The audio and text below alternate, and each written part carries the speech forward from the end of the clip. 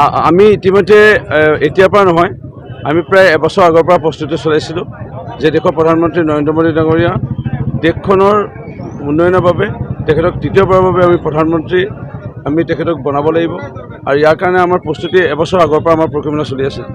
আজি অসমখনত শান্তি আহিলে, চাহ বাগানৰ শ্ৰমিকৰ মজুৰি বাঢ়িল, ধান কৃষকসকলৰ ধানৰ উচিত মূল্য পাবলৈ ধৰিলে।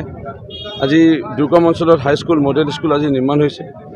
গাঁৱৰ ৰাস্তা যদি পকাৰ নিৰ্মাণ হৈছে, লাইনৰ ভিতৰৰ ৰাস্তাও আজি পকাৰ ৰাস্তা নিৰ্মাণ হ'বলৈ ধৰিছে।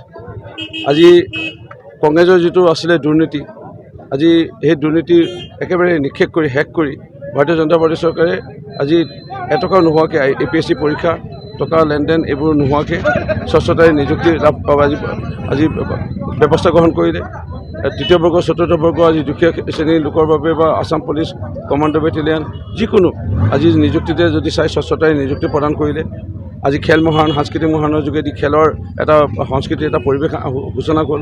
আজি শান্তিৰ সংস্কৃতিৰ এটা পৰিৱেশেৰে আমি অসমখনক আগুৱাই লৈ যাব বিচাৰিছোঁ। আজি বাইক ৰেলী আমাৰ যুৱচামৰ স্বতঃস্ফূৰ্তভাৱে ওলাই আহিছে। বৰষুণ অলপ ডাৱৰীয়া বতৰ, যুৱকসকল নাহিব পাৰিলেহেঁতেন, কিন্তু তেওঁলোকে স্বতঃস্ফূৰ্তভাৱে ওলাই আহিছে।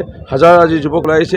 এইকাৰণে ওলাই আহিছে যে মুখ্যমন্ত্ৰী ডক্টৰ হিমন্ত বিশ্ব শৰ্মা ডাঙৰীয়াৰ প্ৰতি এটা আস্থা বিশ্বাস আছে আৰু দেশৰ প্ৰধানমন্ত্ৰী নৰেন্দ্ৰ মোদী ডাঙৰীয়াৰ প্ৰতি আস্থা বিশ্বাস ৰাখি ওলাই আহিছে। সেইকাৰণে আমাৰ বেছিকৈ প্ৰস্তুতি আমি চলাব লগা হোৱা নাই। আমাৰ প্ৰাৰ্থীগৰাকী বিপুল ভোটত জয় হ'ব। মই 42,000 ভোটত জিকি জয় হৈছিলোঁ।